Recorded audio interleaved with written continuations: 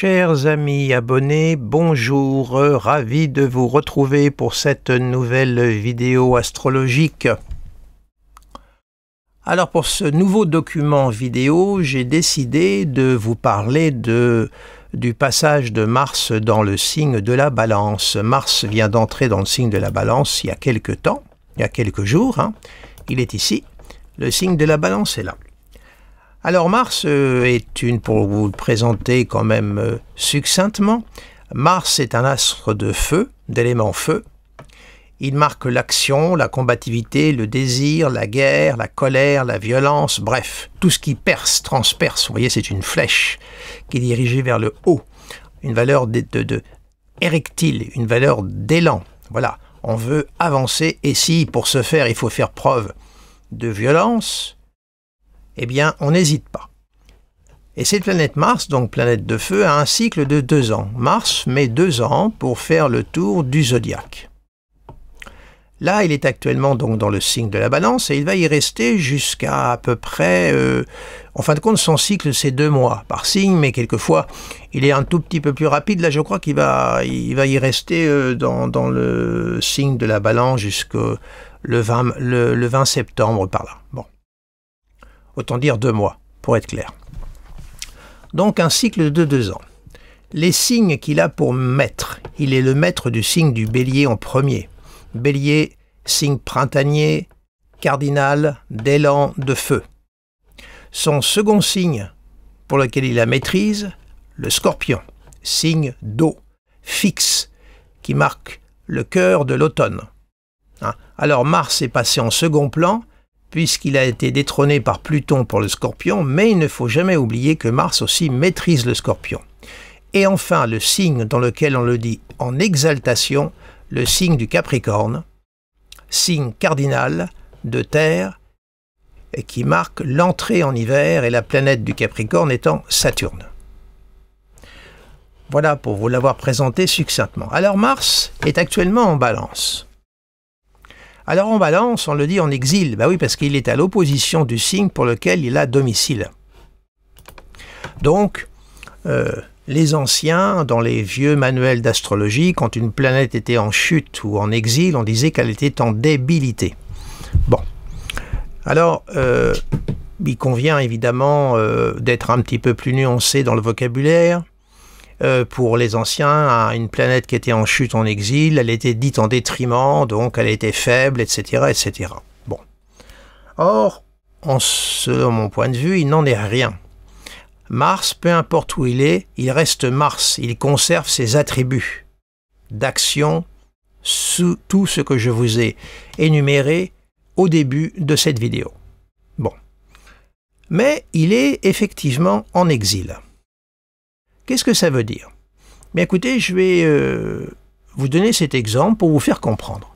Il est là. Et puis, imaginez-vous, de son promontoire, ou de son balcon, ou de sa fenêtre, il contemple le signe, donc l'espace, le territoire, dans lequel il est le maître. Et il le contemple à l'opposition, c'est-à-dire il le contemple d'un territoire, d'un espace qui n'est pas le sien. Et il voudrait évidemment retourner dans cet espace-là qui est le sien. Mais là, il y a une opposition. Il y a quelque chose qui fait barrage, qui se dresse devant lui et qui l'empêche d'aller vers le signe du Bélier, qui est son signe de domicile. Donc il n'est pas à l'aise, il y a une frustration. Il contemple l'espace, mais il ne peut pas y parvenir. Comme là, s'il contemple par exemple le signe dans lequel il est en exaltation, le Capricorne, il est au carré. Pareil, blocage, opposition. Donc ce Mars-là en Balance est dit en exil à cause de cela. Et là, bon an, mal an, bon gré, mal gré, il est obligé de s'adapter aux diktats de la Balance et de sa planète maîtresse qui est Vénus. Or Vénus est une planète de concorde, une planète d'harmonie, d'équilibre, de paix, de pacification, d'amour, etc., etc. Lui, Mars, c'est pas vraiment sa tonalité.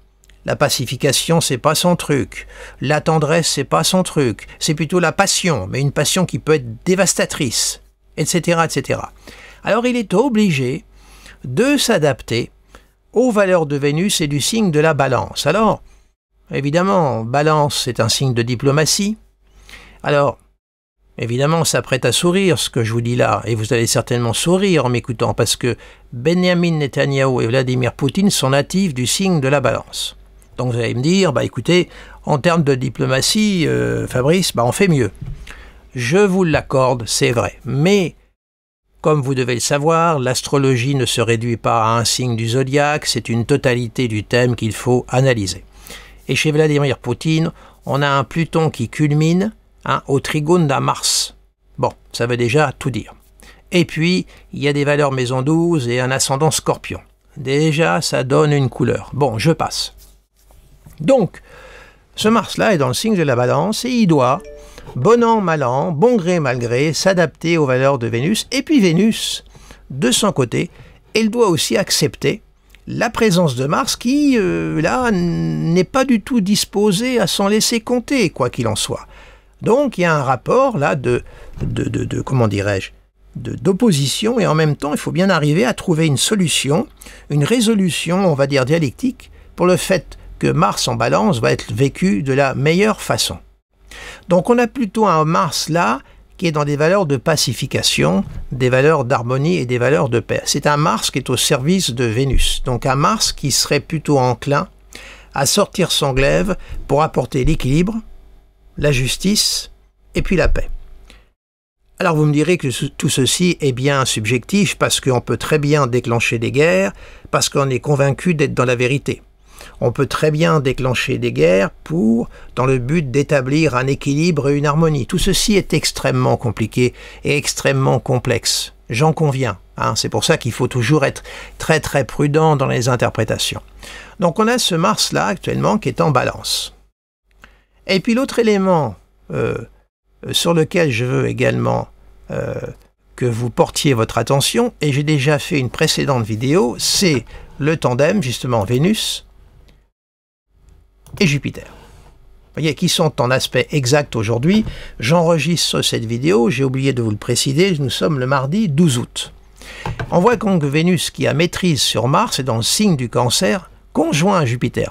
Ça, c'est une valeur de paix, de pacification, en plus dans le signe lunaire, qui est un signe plutôt de sentiment, qui symbolise un groupe, un noyau, et qui symbolise aussi quelque part le peuple, ou la terre-mère, en fin de compte. Bon.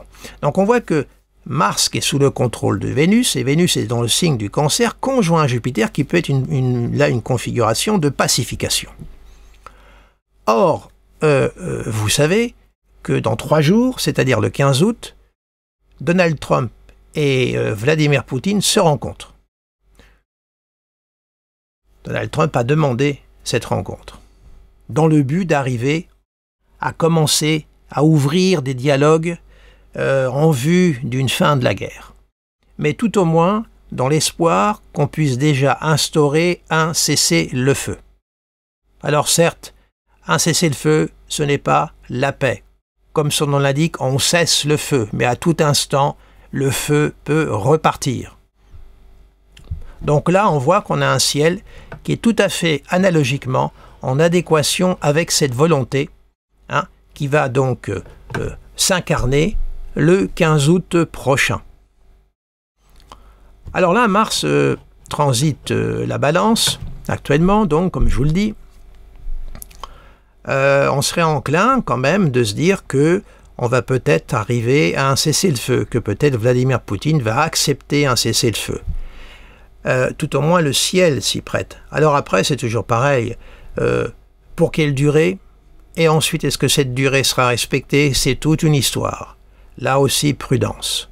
Alors, quel autre élément on a aussi qui est très significatif? C'est qu'en face de Mars, nous avons actuellement le cycle, comme vous le savez depuis le temps qu'on vous en parle, et que je vous en parle, je ne vais pas parler au pluriel, je ne parle pas au nom des autres, de mes confrères et consoeurs, je ne suis pas mandaté. Ce qu'ils disent n'engage que. Voilà. Nous avons le cycle Saturne-Neptune qui est juste à l'opposition de Mars. C'est intéressant. Alors le cycle Saturne-Neptune, c'est le cycle qui régit l'histoire de la Russie, de l'Union soviétique, etc. On a là une alternance Mars opposée à Saturne-Neptune. N'oublions pas que Saturne est exalté dans le signe de la Balance. Et donc, par exaltation, Saturne maîtrise Mars. Et il est opposé à Saturne-Neptune. Autrement dit, la guerre s'oppose au cycle Saturne-Neptune qui régit donc l'histoire de l'Union soviétique, et Vladimir Poutine est né sous ce cycle. Il le contient dans son thème. Donc on a cette opposition-là qui est installée. Intéressant de le noter. En plus, la conjonction Saturne-Neptune est sous la maîtrise de Mars, puisqu'elle est dans le signe du Bélier, comme vous pouvez le voir. Et aujourd'hui, au moment où nous parlons, parce que c'est intéressant de tout noter, on a la Lune, voyez, qui est conjointe à ce cycle. À l'instant où je vous parle, là, il est exactement, en termes d'heure, 13h33, on a une conjonction Lune-Saturne-Neptune. Or, la Lune, elle maîtrise la conjonction Vénus-Jupiter en Cancer. On a cet aspect-là. Alors évidemment, le 15 août, la Lune ne sera plus en conjonction du cycle Saturne-Neptune, puisque la Lune avance de 1 degré toutes les 2 heures. Hein. Donc si on l'avance là au 13 août, par exemple, on va faire un jour de plus. Là, on est le 13, 14, voilà, là on est au 15 août. Vous voyez. Là, on aura une Lune en Taureau, intéressante, qui va être au sextile de la conjonction Vénus-Jupiter, une Lune qui est exaltée. Donc on a là une réception mutuelle, voyez-vous, entre la Lune et Vénus, le tout sous la gouverne de Jupiter. Donc là, on a une configuration qui est quand même intéressante à noter. Pour le 15 août, jour de la rencontre de Donald Trump et Vladimir Poutine. On sait que Donald Trump a à cœur d'arriver à cette paix parce qu'il brigue d'obtenir le prix Nobel de la paix, et Mars, là, va avancer progressivement dans le signe de la Balance, il ira au trigone de ses planètes en Gémeaux. Hein, vous savez qu'il y a une conjonction Soleil-Uranus en Gémeaux. Hein, donc, on sent qu'il a plutôt envie de contrôler cette guerre, hein, et d'y mettre un terme. C'est manifeste. De son côté, on sent qu'il brigue ça. Bon, alors là, vous voyez, on a ces configurations qui sont très intéressantes. Maintenant, si on rajoute Pluton, hein, qui en astrologie mondiale doit être interprété tout à fait différemment d'un thème individuel. Je vous l'ai souvent dit, le clavier, l'octave de lecture d'interprétation entre la mondiale et l'individuel ne sont pas du tout les mêmes. Donc il ne faut pas faire de projection de l'individuel sur le collectif, le mondial, parce qu'on va commettre des erreurs d'interprétation. En mondial, Mars, c'est la guerre. Pluton, c'est la terreur. C'est voilà. Et on a un Pluton, là, qui, vous voyez, qui marque la terreur, qui est à l'intersection de l'opposition. On pourrait dire que la résolution dialectique de cette opposition Mars à Saturne-Neptune passe par Pluton. Et si on positionne Uranus, il est ici. Uranus, lui également, participe de cette résolution, et on a là ce qu'on appelle un cerf-volant, ou un diamant, comme vous voulez. On a un cerf-volant. Donc on a là, au niveau des planètes individuelles, des aspects qui sont plutôt harmoniques. On a un ciel global qui est harmonique. Donc, moi, j'en déduis que cette rencontre entre Donald Trump et Vladimir Poutine va être constructive quoi qu'il arrive. On sait que Vladimir Poutine n'est pas du tout disposé à lâcher, et là avec le cycle Saturne-Neptune hein, qui porte, vraiment il n'est pas du tout disposé à lâcher du territoire, hein, c'est clair, mais maintenant il peut y avoir quand même une amorce quand même d'apaisement dans la conversation qu'il va y avoir entre Poutine et Donald Trump. Alors évidemment, Volodymyr Zelensky est exclu de cette rencontre. Hein, c'est compliqué, hein, vous savez, il y a la symbolique et puis après on a la réalité du terrain, et il ne faut surtout pas jamais perdre de vue la réalité du terrain, parce que si on fait de l'astrologie en regardant uniquement le nez vers le ciel, on va pas voir le trou devant nous et on va dégringoler et on va tomber sous la fameuse fable de La Fontaine, hein, La Fontaine disait pique-pente sur l'astrologie, il n'y croyait pas, et il avait fait une fable qui était très amusante et qui est très illustrative. Il est vrai que des astrologues qui ne tiennent pas compte du terrain, qui sont uniquement dans la vision de leur configuration, basculent dans des délires d'interprétation, et évidemment ne verront pas la caillasse ou le trou sur leurs pieds, ils tomberont au fond du trou. Donc là on est sur un terrain qui est fragile, mais nous avons quand même un ciel qui est totalement harmonique. Et ce ciel-là, il existe, et il a une réalité. Or, on sait que ce qui est en haut est également identique à ce qui est en bas. Vous connaissez la formule de la table d'émeraude. Souvenez-vous des configurations au moment de l'épidémie, de la pandémie et du confinement. On avait des configurations qui étaient très serrées, qui étaient sombres, négatives, et là on a des configurations qui sont totalement inverses. Alors on va quand même positionner Mercure. Mercure est en Lion. Il est redevenu direct, et tant mieux. La rencontre entre Poutine et Trump se fait sous un Mercure direct, et tant mieux. Alors il est à l'opposition de Pluton, et oui, ouverture du dialogue pour justement arriver à une paix. Et on voit que Mercure est au sextile de Mars, sextile exact, sextile également avec Uranus, opposition à Pluton, menace nucléaire, les grandes menaces constantes, la destruction, mais il y a quand même le sextile à Mars qui marque la guerre. Donc là aussi on a un Mercure solaire, qui est plutôt un Mercure qui essaye d'apporter une note de clarté, de lumière, de lucidité dans ses propos, qui participe de ce ciel du 15 août. Là, je suis toujours au ciel du 15 août. Voilà. Et on va positionner maintenant, on va rien positionner du tout. Bah si, je vais quand même positionner la planète importante qui est le Soleil. Manquerait plus que ça, j'oublie le Soleil. Tout de même. Le Soleil, lui, il est en Lion. Et ce qui est intéressant, il n'a aucun aspect, tout au moins au niveau des aspects majeurs, même des aspects dits mineurs, c'est-à-dire semi-carré, sesquicarré et quinconce, et semi-sextile, il est libre. On a un Soleil Lion qui est complètement libre. Or, ce qui est intéressant, c'est que M. Donald Trump est ascendant Lion. Il a, au moment de la rencontre, le Soleil qui va balayer sa maison 1 et Mercure également qui va transiter ses planètes en 12. Donc il a quand même là un encadrement d'ascendant Mercure-Soleil. Donc on ne peut pas écarter qu'il va avoir un point important dans cette rencontre. Alors il est vrai que quand on écoute les propos de tous les spécialistes en géopolitique, dont je ne discute pas les compétences, mais quand on les entend, ils disent tous que c'est une rencontre bidon, que de toute façon Poutine ne changera rien, et que de toute façon il n'y aura pas de cessez-le-feu. Enfin, résultat, on se demande pourquoi cette rencontre va avoir lieu quand on les entend. Bon. Ont-ils raison, ont-ils tort? Nous allons le savoir très très vite. Reste que, au moment où Poutine menaçait d'entrer en Ukraine, les grands spécialistes sur les plateaux TV disaient qu'il ne le ferait pas, qu'il n'était pas assez fou, qu'il n'avait rien à gagner à faire une telle chose, qu'il ne le ferait pas, que ce ne sont que des menaces en l'air. Résultat, il est bel et bien entré en guerre. Il est bel et bien entré en guerre contre l'Ukraine, contrairement à l'avis de tous les plus grands spécialistes de la Russie à l'époque. Et je m'étais autorisé à dire que Poutine allait effectivement entrer en guerre. Il faut bien que de temps en temps, je m'accorde mes propres lauriers. Et je sais reconnaître aussi quand je me trompe. Donc, on est dans une période là, je trouve extrêmement intéressante, avec un ciel qui est très parlant. Et vous voyez, en termes d'harmonique, on n'a pratiquement que des harmoniques. Donc, on a là, vous voyez, on a ce qu'on appelle l'enveloppe ouverte, pour ceux qui travaillent avec les figures. L'enveloppe est ouverte vers Uranus, qui doit apporter une réforme, un changement, une modification.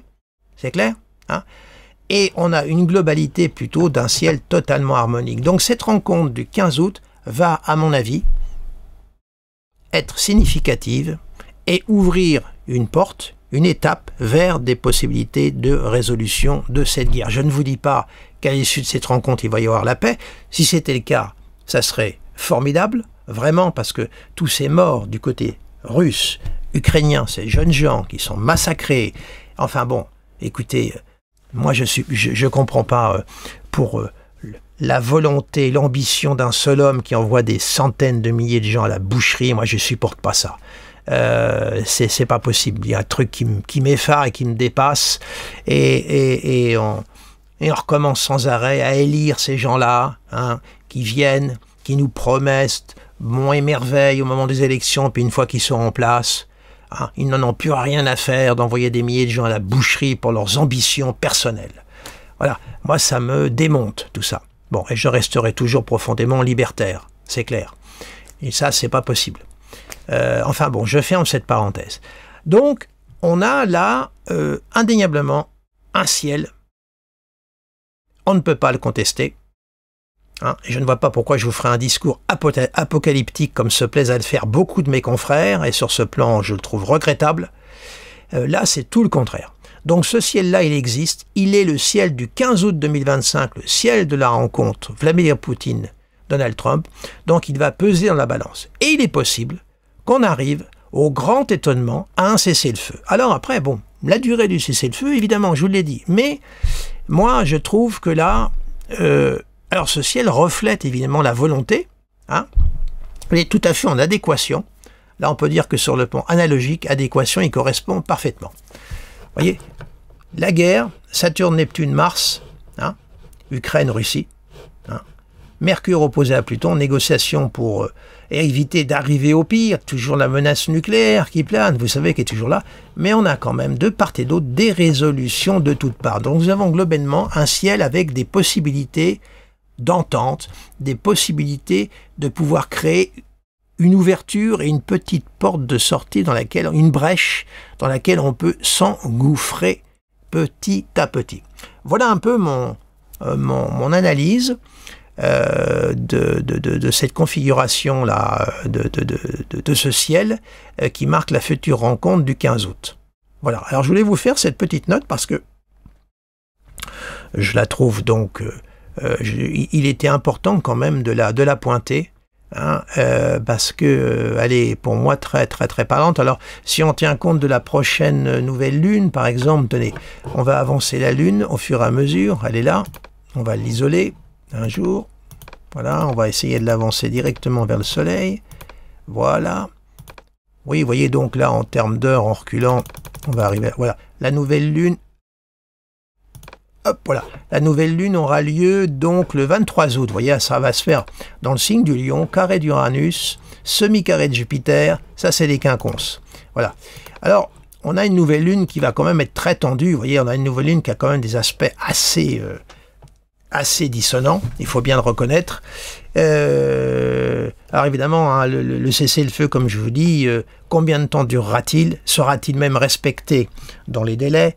Là, la question se pose toujours là. On a quand même une nouvelle lune du 23 août qui n'est pas formidable, hein, du tout, au niveau des aspects. Carré Uranus, semi-carré Jupiter, comme si tout était remis en question, et quinconce Pluton et le cycle Saturne-Neptune. Hein, voilà.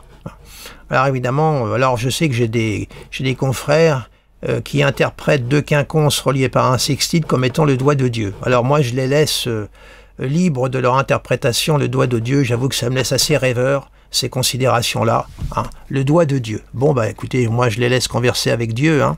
Moi je n'ai pas cette hauteur d'âme pour pouvoir me permettre de toucher du doigt Dieu, hein, voilà. Mais voilà, certains courants astrologiques ont donné le nom à certaines interprétations, voilà, ça n'engage que. Mais on a là, il est vrai, une nouvelle lune qui va être agitée, hein, et elle se fait pratiquement, bah oui, 8 jours après la rencontre, hein, c'est très court, hein. Donc, bon, hein, espérons que ça ne vienne pas complètement chambouler l'ordre des choses, c'est-à-dire un cessez-le-feu, puis 8 jours après, bah, c'est reparti encore comme en 40, hein. C'est pas impossible, hein. Vous savez, en ce moment, avec Vladimir Poutine, il faut se méfier, hein. Voilà. Donc le terrain est toujours très meuble et très fragile. On a là la conjonction Vénus-Jupiter, vous voyez, qui commence à s'écarter, hein, ça y est, petit à petit.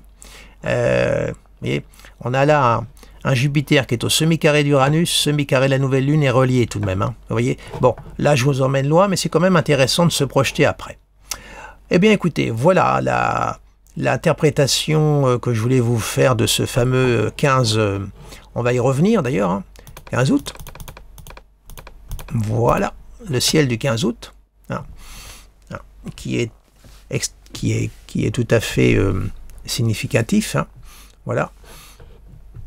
Alors c'est vrai qu'on a déjà un petit semi-carré, il est vrai, hein, je vous le remarque, et puis une lune qui est au carré de Mercure, mais globalement, alors évidemment, je ne suis pas à l'heure de notre entretien, parce qu'il est 13h47, hein, évidemment, ça change tout à l'heure à laquelle je vous parle, les aspects mineurs n'existent plus, ils sont partis. Vous voyez d'où l'importance de l'heure. Vous voyez, à quelques heures près, la Lune change au niveau des aspects pour vous montrer la mobilité. Vous voyez, de la Lune, c'est très important. Donc voilà, pour le 15 août, à 13h45, on a de toute façon ce ciel-là. Voilà, eh bien écoutez, je vous remercie de votre attention. Je vous souhaite un agréable après-midi. J'ai fait cette vidéo très courte parce que c'est pas la peine d'en rajouter. Bon, je pense, en ce qui me concerne, vous avoir dit l'essentiel. Hein. Vous voyez, il y a un Pluton qui est également sous la maîtrise d'Uranus. Hein. Et on a un Pluton Verseau, et Uranus est en Gémeaux. Vous voyez là, on a donc un cycle. Le cycle des planètes lentes fonctionne parce que les éléments des signes convergent. Signe de feu, signe d'air. Donc, au niveau des éléments, ça se nourrit, ça s'entretient. Voilà. Et bien sur ce, je vous remercie. N'hésitez pas à mettre un petit pouce, comme je vous le demande à chaque fois. N'hésitez pas à la partager. Les nouveaux venus, eh bien écoutez, inscrivez-vous à ma chaîne YouTube, inscrivez-vous à mon site internet pour être informé. Et puis, je vous dis une excellente journée à l'ombre. Hein. Je vais vous faire le coup du bulletin météo. Et puis, je vous dis à très très bientôt et merci de votre fidélité. Au revoir.